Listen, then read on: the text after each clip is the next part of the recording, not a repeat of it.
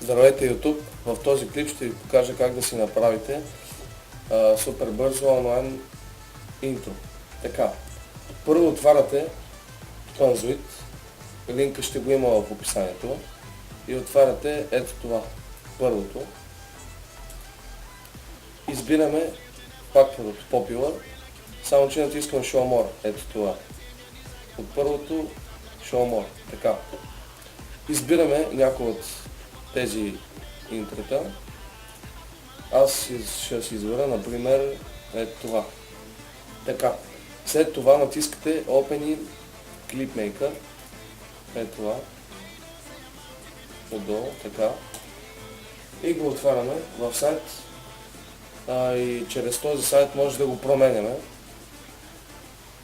Така, за да го видим, натискаме ето това око и след това долу окото, отляво.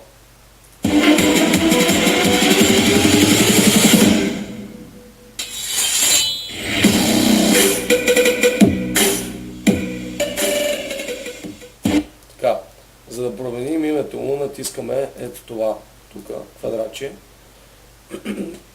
И навсякъде търсим текст, където пише. Където пише текст, променяме на избраното от нас име. Аз ще си напиша моето. Така. За да го сейфате, натискате малко над името и малко под 3D текст, където пише. Така. След това и тук променяте. Така. По същия начин го сейфате. Да видим сега как се е получило.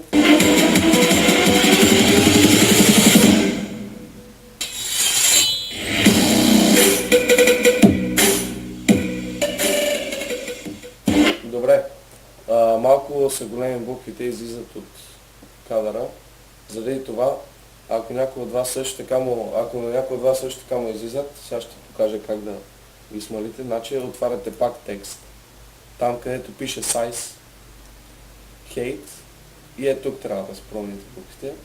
Аз ще мога, че го направя на 15. Сейфате по абсолютно същия начин. Под 3D текст и над името малко. Така. След това правите на другия текст.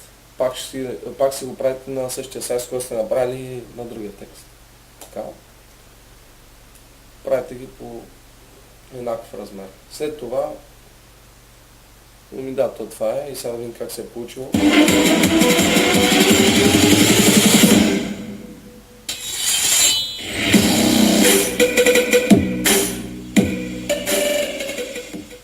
Добре. Така мисля, че се е получило. От тук може да сменяте цветове, обаче така според мен за сега така ще е добре. На който не се занимава да сменя се. Така. Тегли се от тук. Долу. Натискате Start Video Render и изчаквате. Добре, аз няма да чакам, след малко ще дойде.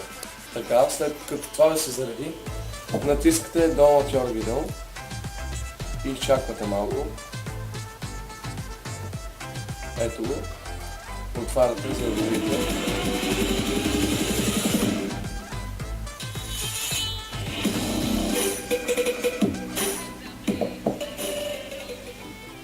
Така.